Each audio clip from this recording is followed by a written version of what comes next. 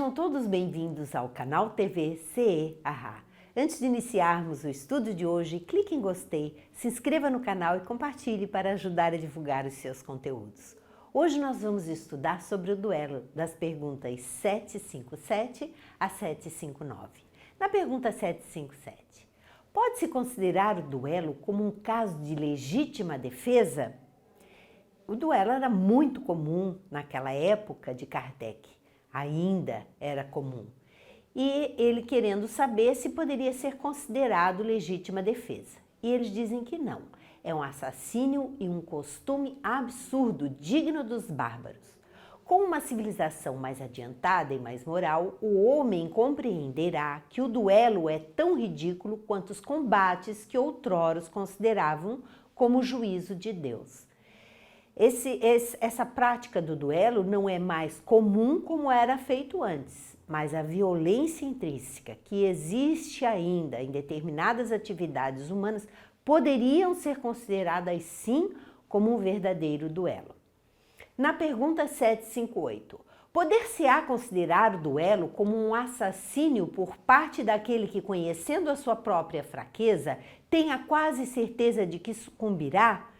Ele quer saber se é aquele que vai para um duelo, que vai para uma determinada atividade, que ele tem quase certeza de que vai sucumbir e se coloca em risco, ele quer saber se isso pode ser considerado um assassínio. E os espíritos dizem que é um suicídio.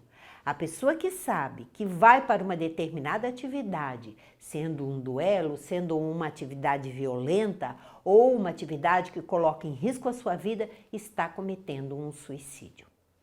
Na pergunta 758, e quando as probabilidades são a mesma para ambos os duelistas, haverá assassínio ou suicídio? Quando os dois têm mais ou menos as mesmas condições de duelar, ou de qualquer outra atividade semelhante, ele quer saber se aí vai haver um assassinato ou um suicídio. E eles dizem que uma coisa e outra sim, porque aquele que é o mais fraco, que vai sucumbir, esse está cometendo um suicídio, que sabe que está correndo o risco de sucumbir, está cometendo um suicídio. O outro que matou é considerado um assassinato.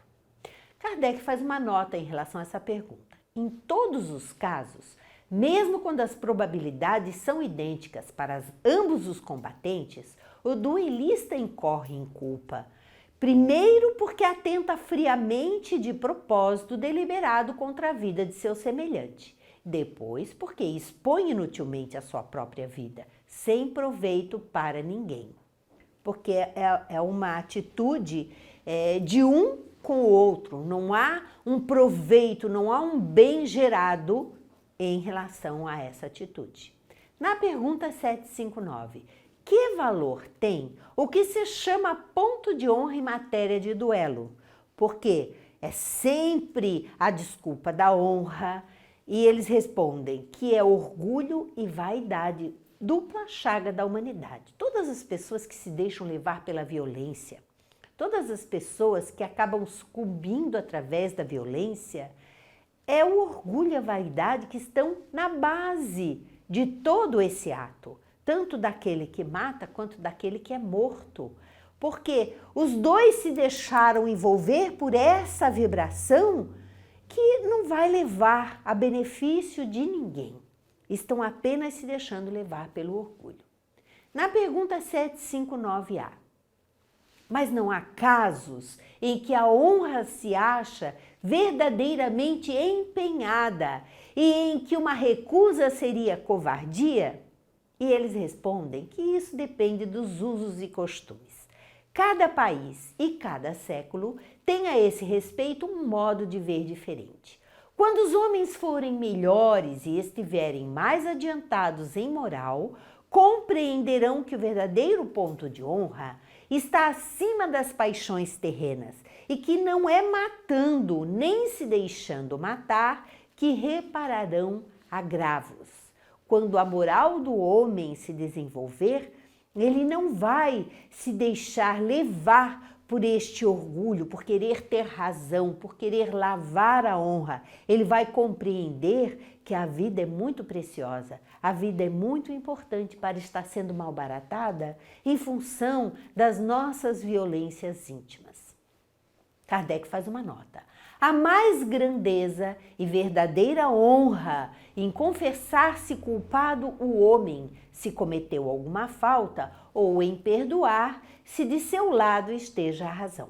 E qualquer que seja o caso, em desprezar os insultos que o não podem atingir. Então o homem vai estar verdadeiramente desenvolvido, moralizado, quando ele aprender a pedir perdão pelos erros cometidos e perdoar aquele que errou para com ele, porque assim ele vai estar aprendendo com os seus erros, se tornando uma pessoa melhor e vai estar se libertando dessa violência interna que todos nós, seres humanos, ainda trazemos dentro de nós.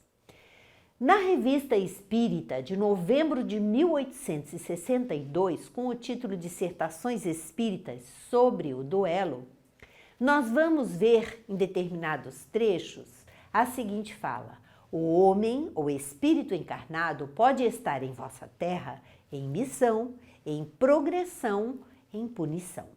Isso posto, é necessário saibais, de uma vez por todas, que o estado de missão, progressão ou punição deve, sob pena de recomeçar a prova, chegar ao termo fixado pelos desígnios da Suprema Justiça.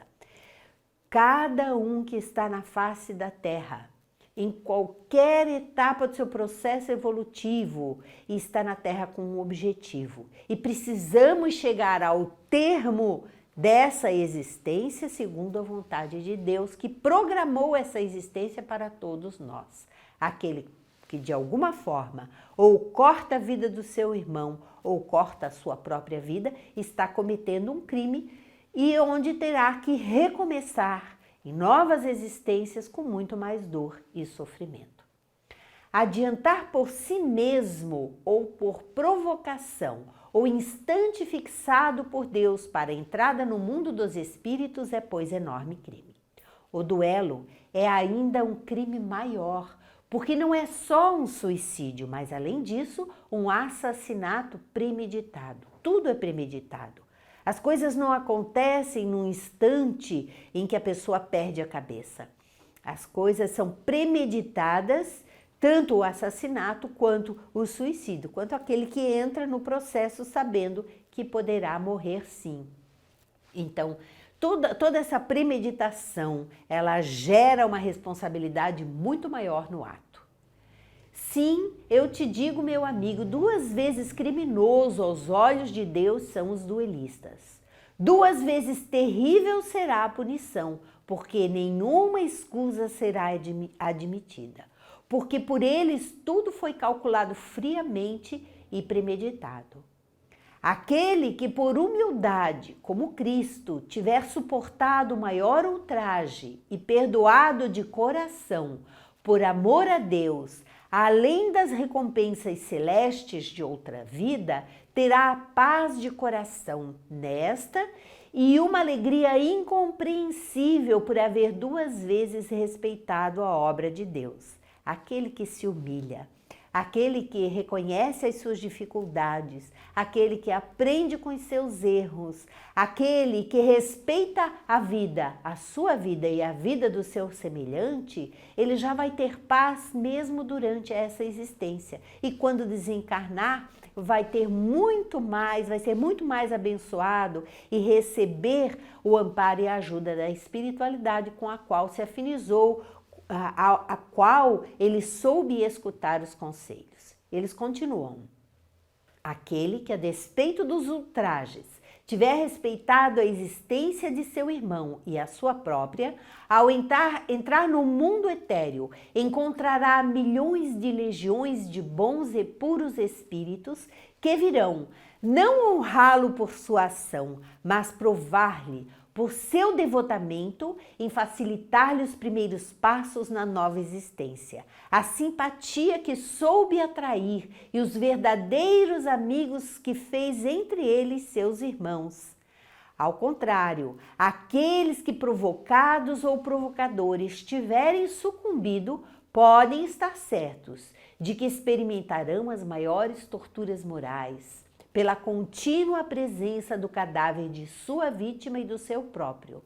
Durante séculos serão roídos pelo remorso por haverem desobedecido tão gravemente às leis celestes e serão perseguidos até o dia da expiação pelo espectro horrível da dupla visão de seus cadáveres ensanguentados.